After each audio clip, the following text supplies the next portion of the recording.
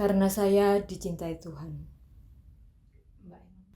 Saat ini saya akan berbagi kisah saya, yaitu saya pernah menjadi domba yang hilang selama kurang lebih 11 tahun, yaitu dalam sebuah rumah tangga. Dan ternyata berumah tangga dengan berbeda keyakinan itu tidaklah semudah yang kita bayangkan. Meskipun keluarga kami itu bisa dibilang baik-baik saja. Karena apa?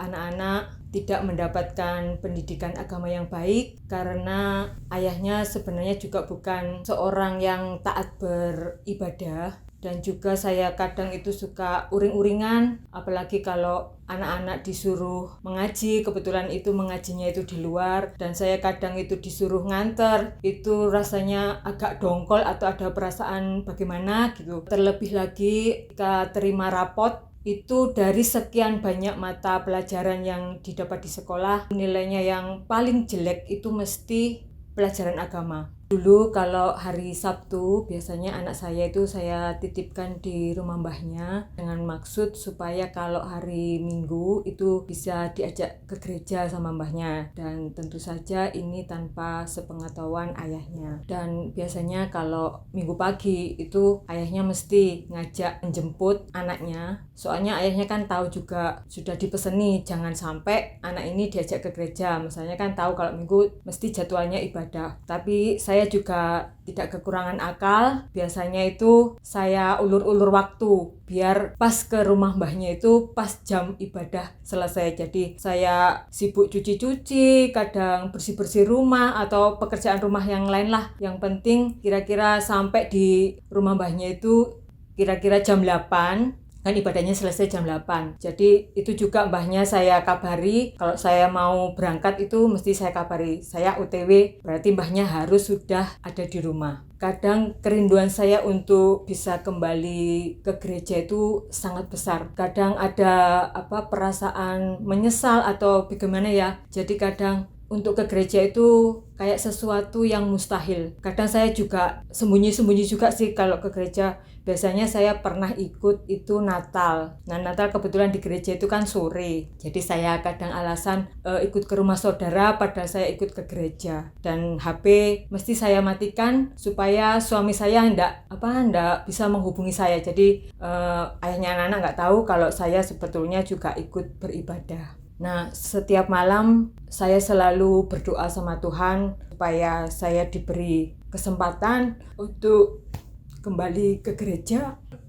Pada tahun 2011, suami saya didiagnosa pembengkakan jantung. Pada saat itu saya sedang hamil anak saya yang kedua. Karena saat itu keinginan saya untuk kembali ke gereja itu sangat besar, saya berdoa sama Tuhan, ya Tuhan, jika Engkau masih mengizinkan saya untuk kembali ke gereja, tolong jangan ambil suami saya, karena saya tidak ingin anak-anak saya itu kehilangan ayahnya.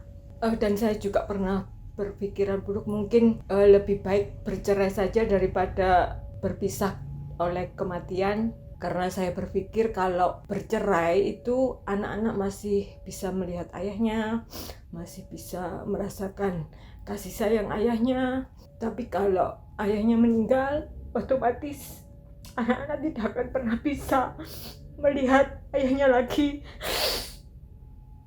Namun ternyata Tuhan berkehendak lain. Tahun 2015, tepatnya bulan Oktober, suami saya harus meninggal, Tuhan panggil. Pada saat itu saya sedang mengandung anak saya yang ketiga, dan pada saat itu kadang saya juga suka kasihan lihat anak saya yang terakhir, karena dia tidak pernah melihat ayahnya, tidak pernah merasakan bagaimana untuk memiliki ayah. Namun setelah ayahnya meninggal itu, anak-anak langsung saya ajak ke gereja semua. Namun tidak saya baptiskan dulu, karena apa? Anak saya yang pertama itu masih kelas 4 SD. Jadi saya suruh melanjutkan sekolahnya sampai lulus, karena saya khawatir nanti dibully oleh teman-temannya. Jadi ketika sudah lulus SD pada bulan Desember tahun 2018, ketika anak saya baptiskan semuanya, dan puji Tuhan sampai detik ini Tuhan masih mengasihi saya, Tuhan masih memelihara kami dan menjadikan saya ibu yang kuat sekaligus menjadi ayah juga bagi ketiga anak-anak saya.